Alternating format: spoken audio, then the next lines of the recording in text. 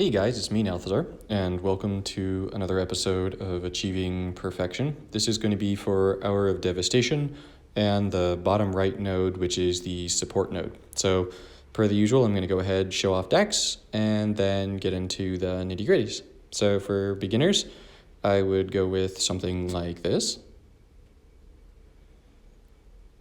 For people who have a few more cards at their disposal, I would go with something like this.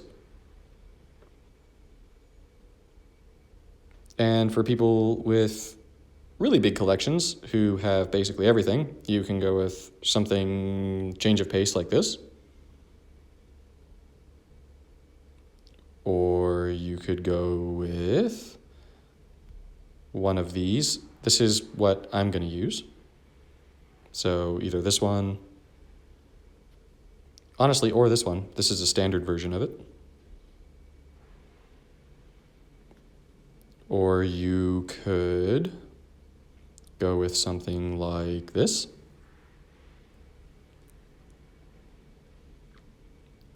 Or you could go with something like this.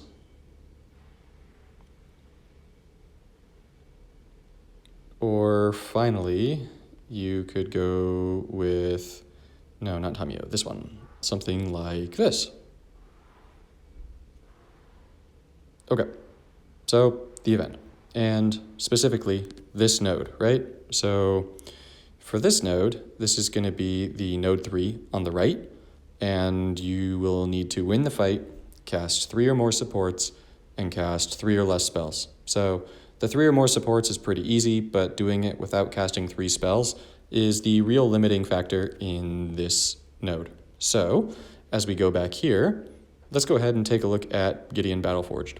So, for your supports, you want to try and get as much control out of your supports as possible. So honestly, when you choose what Planeswalker you're going to use for this event, go with the Planeswalker that you have the best creature and support removal in, right? So when I say creature and support removal, I don't mean from spells, but I mean creatures that have removal abilities and supports that have removal. So here you'll see that I've got Cast Out. Cast Out is one of the best uncommon support removal spells in that it locks a creature down, and if you get 3 of them out, then you full lock your opponent's creature board, which is really, really strong. We've got Desert's Hold, which is a really cheap way of locking down your opponent's first creature. There's also Sunset Pyramid, which serves as a really cheap source of card draw from the support slot. There is Dragon's Horde, which serves as both gem conversion and card draw from the support slot, and is a card that just about everyone should have at this point. And then for creatures, if you don't have a whole lot at your disposal, Lifelinkers are a good choice. They're going to keep you in the fray for a while. Something like Lone Rider is going to be able to flip. It's going to have First Strike and Lifelink. It's going to be able to block stuff. It's a really good card. Something like Lashweed Lurker, which serves as removal as a creature, is really good. And something like True Fire Captain or some other creature that's going to be able to kill your opponent quickly once you achieve your objective is also going to be pretty good for you. Now, another thing you're going to want to make sure you have in all of your decks for this node is some form of support removal, because your opponents are going to be playing a ton of supports. Now, ideally, you have some kind of board wipe, so something that can wipe all the supports from the board, but if you don't, going with something that can just get rid of 1, 2, 3 at a time is going to do just fine. And then for your other spell, you're probably just going to want to go with something that's going to destroy creatures, or draw cards, right? So from your spells, you really don't want any more than 2, because you're really not looking to play them. You just use them in the event of an emergency. So you can still play 3, and you can get away with playing 3 in a match, but that's something that you're going to want to look out for. Now, if you have a little bit more at your disposal, then going with something like this deck could be a really good choice. Now, I tried to include really just a bunch of rares and then ultimately 1 mythic in this one, but let's take a look at what they are. So Settle the Wreckage is going to wipe your entire opponent's board of creatures, so that's going to be really, really powerful. Thematic Compass is going to ultimately flip and make your opponent's first creature power become 0, so it's just going to stop attacking, and it just completely neuters it. Gideon's Intervention is going to make it so that you don't take damage. Now, this next one is a card that you might be a little bit surprised I'm putting in here, but you have to remember that this is a legacy event, and you're probably going to be going up against some of the decks that are in the take 10 or less damage objective node, and you're going to see a ton of combo decks there that are just going to be playing like tons and tons and tons of spells. So as a result of that, you're going to want to lock down your opponent's ability to play a whole bunch of things, especially because if you're playing to the support objective, you're not going to be playing a lot of cards every single turn unless you have Omniscience. So you just don't have the option of doing that. And then Starfield is going to give you not only a bunch of recursion, sorry, there's a bunch of noise in the hall. Starfield is going to give you a bunch of recursion, but it's also going to serve the purpose of getting you just these supports back over and over again. So if you use supports that destroy themselves, like Settle the Wreckage, or Gideon's Intervention, or Insidious Will, you're just going to keep getting them back, and it's going to give you lockdown board control. And so while the rule of law is making it so that players can only cast one card per turn, your Starfield is going to be giving you another card every turn. And if you've got Starfield with Insidious Will down and rule of law, you just automatically win the game, basically, because your opponent can't play more than one thing a turn, and Insidious Will is going to counter that one thing every turn. So it's a pretty strong little combo between the three. And then for creatures, you'll see that I threw in creatures that are going to serve as removal. So Harbinger of Tides is going to bounce creatures, Dungeon Geists is going to freeze your opponent's first creature down, and then Kinjali Sunwing is going to freeze them when they enter the battlefield. So things like Decimator of Provinces isn't going to trigger its ability. Things like Olivia won't trigger her ability or attack, for that matter, that first turn.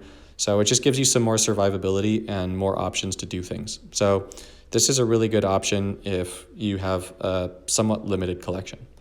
Now, if you have more cards at your disposal, honestly, if you have Omniscience, then I would use some form of Omniscience deck, unless you're going to be planning to go for the Jace deck that I posted, or even the Chandra deck. So Omniscience is going to make it so that everything in your hand costs 0 mana to cast. And so naturally, because it loses shields when you use its ability, Starfield of Nyx pairs really nicely with Omniscience. So a Starfield Omni deck is very powerful. It's especially powerful in a Karn deck. I didn't go ahead and post a Karn deck here, but yeah, it's really powerful in a Karn deck too. Tamio, Collector of Tales, is great because you can just keep spamming this -3 to get more of your supports back, and then when it dies, Starfield's going to bring it back.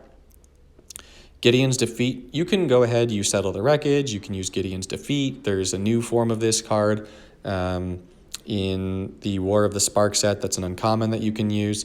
So any of the versions of this card are fine. I like Gideon's Defeat for the exile and life gain, but what you use is ultimately up to you. Insidious Will, again, you'll see this in a lot of the decks. It's really good. Akroma's Vengeance, so since this deck has access to white, this is going to give us a way of destroying all creatures and supports, and it even does us one solid of drawing us 2 cards.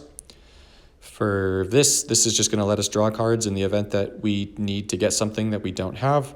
And then finally, the creatures are entirely obnoxious. So Emrakul is going to make it so that your opponent can't play things, and it's going to hit for a ton. And then Decimator of Provinces is going to hit for a ton, give everything else Berserker, and then make everything else harder. And finally, Zodek is going to make it even less likely that your opponent will be able to play anything. So between both Zodek and Emrakul, your opponents probably won't be able to play anything, so you get those down and you just destroy your opponent. So that's another great option. I should also add, I forgot to mention for this deck over here, if you get that third ability of Teferi's out, where whenever you draw a card, your opponent loses a reinforcement or exiles a creature or a support or increases the cost of cards in their hand, that with Rule of Law also basically just wins you the game. So that's another nice feature to it too. For Tezzeret over here, Tezzeret is kind of like the OG support guy. I know that you could argue that the first Tezzeret is, but this one's actually good. So with the second ability, Manipulate, you get 2 little supports every turn in the form of those Fabricate tokens. And Metallic Vengeance on the bottom is going to make it so that whenever one of your supports is destroyed, your opponent takes 10. Now with this, you can get away with using a ton of supports. So you'll see that I'm running Omniscience again. No Mercy is fantastic. There are other sort of pseudo versions of this card, but No Mercy is the best. Whenever your opponent's creature hits you, it dies. support loses a shield. Tamio's Journal, if you have this card, you should definitely be using it in this node, because this investigating every turn means that you're getting a support that's drawing you cards every turn, and it's a 5 mana support that is ultimately going to just be drawing you a ton of cards, so it's really good. Insidious Will is here again. I love it. Storm the Vault. This one is just super mana, so if you don't have Omniscience, you can go ahead and use Storm the Vault. I'm also running Storm the Vault in this deck, even though Omniscience is there, because of Marionette Master, along with Tezzeret's third ability that burns when supports die. So with Marionette Master, when one of your supports breaks, then Marionette Master is going to deal damage equal to its power to your opponent. And so if you've got Marionette Master and Tezzeret's third, then when your Storm the Vault triggers and then blows up all of your Tamio's Journal tokens, or all of your little, where are they, treasures, you're going to see that you're doing a ton of damage. So it gives you a lot of burst potential. Herald of Anguish is going to make your opponent run with fewer cards because of the discard. And then whenever one of your supports is destroyed, your opponent's first creature gets a permanent -2/-2, which is going to go really nicely with Blightcaster, which says that whenever a support enters the battlefield, your opponent's first creature gets -2/-2 until end of turn. So if you've used Tezzeret second and you're getting those 2 tokens every turn, that's -4/-4. If you've got something like Storm the Vault blowing up the board, then those 2 tokens might be dying every turn, which is now -8/-8. If you're getting more Marionette Masters down, or if your opponent plays something and Insidious Will triggers, or Tamio's Journal investigation tokens are destroyed, that just gives you such strong board control that it's really, really powerful. And then finally, Behold the Beyond is my card of choice for card draw here, because it's going to give 6 mana and discard. So when giving 6 mana, it's going to autoplay Insidious Will, Tamio's Journal, Blightcaster, and anything else you draw is going to get a good chunk of mana. And it's a confirm cancel card. So with Omniscience out, you don't necessarily have to cast it, and it's nice to be able to have control of your spells so that you can choose not to cast them with Omniscience so you don't accidentally mess up your objective. As we scroll on up, we've got Kiora, if you want to go with the blue-green thing. With blue-green, if you've got Startled Awake, it's a really nice way of getting a bunch of mana for really cheap without having to use gem conversion. I know that you get access to a lot of supports, but hey. You'll see that Thopter Spy Network is in this too. It's a great card for this node. You're going to run into it a lot probably, so if you have things that get rid of tokens, this is a good choice. You will want to use those, but yeah, Thopter Spy Network is a good choice. Sandworm Convergence is awesome. It's going to give you really powerful tokens and make it so that your opponent's flyers can't attack. If your opponent is running Olivia, then they just get neutered entirely because none of their creatures will be able to attack. Tamio's Journal is in here for Tamio's Journal reasons. And then Teferi. I'm running Teferi here for this: whenever your opponent casts a card, disable the first card in your opponent's hand. So that's just going to really serve sort of like as a rule of law, but it's going to make it so it's a lot harder for your opponent to combo off on you, and that's a good thing. Also, it serves as removal, which is really nice because you get both of those. And you can feel a little bit more confident using that removal because you've got Hannah who can help you return the Teferi. Other than that, we've got Thematic Compass again, and all the other cards are cards that we've seen in other decks. So it's got a lot of removal, it's got decent card draw, it's got great mana gains, it's got good consistency with card draw because the Thopter Spy Network is drawing cards, and the Sandworm Convergence tokens will be drawing cards, and if you use your third ability, those will be drawing you cards. So this is a very consistent deck. I have used some version of Jace Unraveler of Secrets every time for this node, and I've never lost a point. So I'm going to be using it again. Blue has great access to supports that serve as removal, and Jace's mana gains are very solid, and so you can use Jace with gem converters like Memorial to Genius, or like Storm the Vault, or like Dragon's Horde, or like Chrome Mox, and get a ton of gem conversion going, which is going to get you to that third ability really quickly, and then once you get to that third ability, you just win. So Azor is going to be drawing you 4 cards a turn, and those 4 cards, if you have your 3 creatures down, are going to be turning into, it's 4 and 4 for 16. So yeah, that's 16, and then there's 3 more, so that's 48 damage a turn just for Azor attacking not including his 6/6 bulk. So really useful. Platinum Angel is going to keep you alive longer. Hostage Taker is a great choice here because it's a creature that serves as removal. You could also run Etrata here. Etrata is great in this deck. You could also run Mistcaller. I actually really like Mistcaller on this node. So if you are unfamiliar with Mistcaller, it is this guy. So whenever a token would enter the battlefield, exile it instead and draw a card. So this protects you against Sandworm Convergence. This protects you against Thopter Spy Network. It protects you from a whole bunch of token shenanigans that you might encounter on this node. And it draws cards, which ultimately, when you get to your third ability, is going to synergize with that and make you kill your opponent really quickly. Blue Sun is an obvious choice for this. You really don't play it very much. You just need to play 1, maybe 2 in the game. So if you get it in your starting hand, you play it to get a hand full of mana. And if you don't, then you can play it to get 72 power in your creatures from your third ability and swing for the win out of nowhere. So this is a really good deck. It's tried and true. It works really well. Make sure you're charging up your removal first, though, apart from the gem converters, right? You get your gem converters down, and then get a River's Rebuke going, get a Bolas's Clutches going, don't have 3 creatures down until you need them, get a Hostage Taker down, and just keep playing them if you need to steal your opponent's creatures. And then once you've got your supports down, play your third, and you win the game. Now, you could also go with the standard version of this deck. It works very similarly. I would not put Djinn of Wishes in, though, because those supports can be your doom. So with those supports, if you accidentally match them and then draw one of your spells, it'll just auto-cast them, and then you could lose the objective that way. So I'd swap out Djinn of Wishes for something else, but otherwise this deck is fantastic.